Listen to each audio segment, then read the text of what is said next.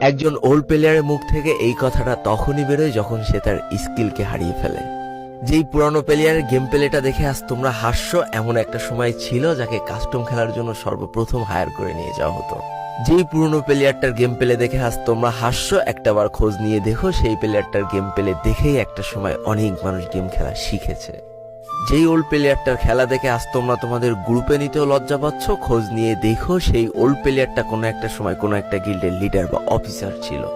যেই ওল্ড প্লেয়ারটা আজ তোমাদের রিভাইভ দিতে যেতে ভয় পাচ্ছে, মনে রেখো একটা সময় ছিল যখন এই প্লেয়ারটাই পুরো মাঠ একা ফাঁকা করে বুয়া নিয়ে আসতো। যেই নতুন প্লেয়ারগুলো শুধুমাত্র ডাইনামিক ডুয়োর সাথে গেম খেলার জন্য সারা রাত জাগো, তোমরা মনে রেখো যারা ওল্ড প্লেয়ার ছিল তারা সারা রাত খালি ট্রেনিং পিটাতো নিজেদের স্কিল ভালো করার জন্য। আমি জানি আজকের দিনের যারা অন ট্যাপ মারা প্লেয়ার তারা কখনোই ফিল করতে পারবে না যে বসে জুম করে উঠে হেডশট মারার মজাটা আসলে কি ছিল।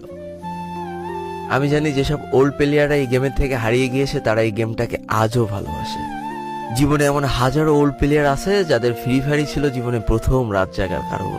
আমি জানি এমন হাজারো ওল্ড প্লেয়ার আছে যাদের রেজাল্ট খারাপ করারও প্রথম কারণ ছিল এই ফ্রি ফায়ার।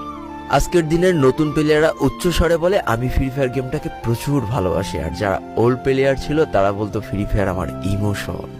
একটা না দুইটা না অনেক কটি বছর এই ফ্রি ফায়ার গেমটার সাথে কাটিয়ে দিয়েছি, অনেক ভালো ভালো বন্ধু পেয়েছি, আবার অনেক মানুষকে হারিয়েও ফেলেছি।